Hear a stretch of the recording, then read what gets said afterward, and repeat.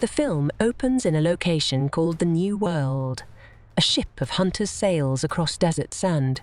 They awaken a sand-dwelling creature called a Diablos. Several hunters are lost as the beast attacks the ship. In the chaos, one lone hunter falls from the ship and is left behind by his crew. In our world, a team of soldiers, led by Captain Natalie Artemis, are gathered in the desert for a mission. Artemis leads Dash, Link marshals Stealer, and X to a site where several markers are held up. Along with another team, they come across a storm that is activated by the markers.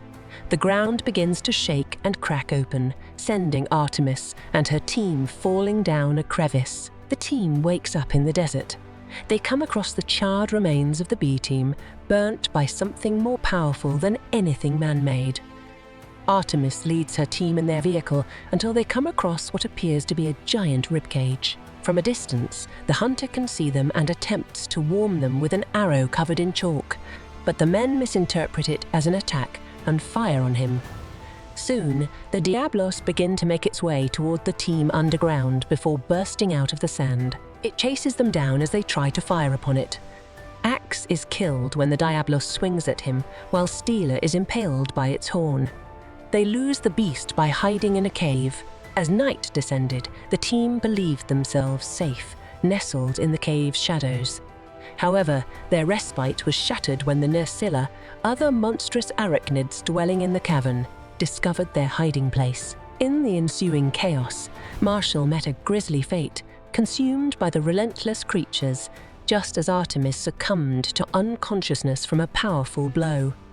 Regaining consciousness within a silken cocoon, Artemis discovered Dash lifeless beside her. Determined to escape, she encountered the wounded Link, his body host to a cluster of eggs.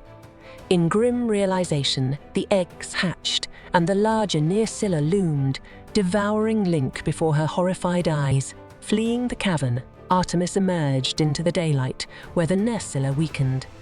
The newfound advantage emboldened her escape, leaving behind the dark abyss and the horrors within as she embraced the weakened light of day. Artemis is found by the hunter, both of them believing the other to be a threat. After they fight, the hunter takes Artemis captive as he brings her back to his cave to avoid the Nerscylla.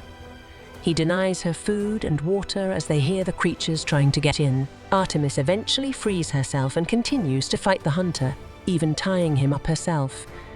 He kicks the water away from her, and she retaliates by throwing something at two small figures he appears attached to. Their fighting eventually leads them to attract more Nerscylla, so they compromise to a truce. Artemis even gives the hunter some chocolate that she was carrying, which leads him to develop a taste for it. He responds by giving her water. In the dimly lit cave, Artemis and the hunter strategized, their alliance forged in the crucible of necessity. The hunter, adept in the art of survival, proposed a daring plan to utilize the potent venom of the Nerscylla against the formidable Diablos. Together, they meticulously set a trap for one of the arachnid creatures, deftly securing its venomous fang as their prize. As Artemis acclimated herself to the hunter's imposing weapons, a silent camaraderie unfolded. In the shelter of the cave, a cultural exchange transpired, with Artemis imparting the nuances of her language to the hunter, and in turn, unraveling the poignant story behind the symbols he carried. The etchings, once enigmatic, revealed the tragic loss of his wife and child, a narrative that bridged the gap between two worlds, forging an unspoken understanding that would fortify their resolve in the impending confrontation with the dawn casting hopeful rays upon their grim adventure. Artemis and the hunter embarked on their daring confrontation with the menacing Diablos. Leading the colossal creature to a desolate shipwreck, they executed a well-planned arrows laced with the potent venom of the Nerscylla, found their mark, weakening the formidable foe.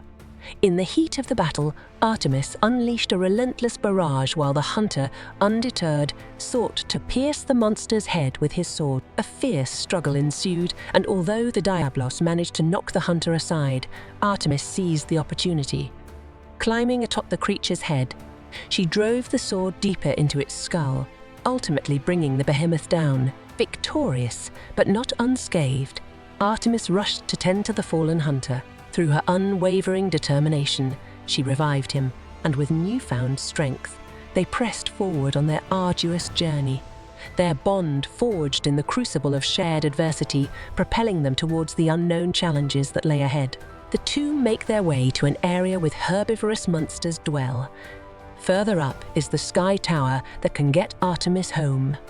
They gather food and water before setting up camp for the night. Later, a larger winged monster called the Rathalos begins to set the forest ablaze, frightening the other monsters and sending them running on fire.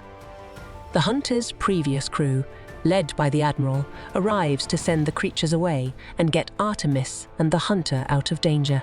However, just after Artemis thanks the admiral, he knocks her unconscious.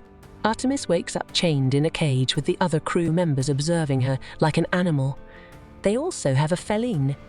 The admiral frees Artemis and explains that he is just protecting his world and knows that others like Artemis have crossed over into this world. He believes that the gateway between worlds would cause catastrophe to this world as a result of our world's influence.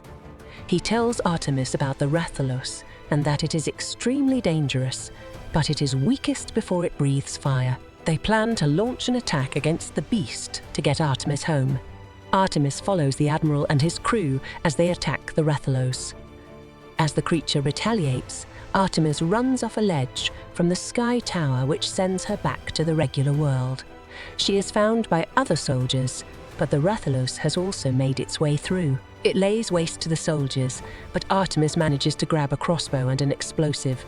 She times it just right before the creature breathes fire, and she shoots it at its mouth, causing a massive explosion within it. That wasn't enough to kill it, and it attempts to go for Artemis again until the hunter shows up to fire explosive arrows at it, finally killing the Rathalos.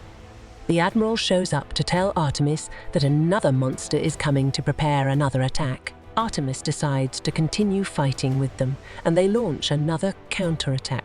The movie ends here. Thanks for watching.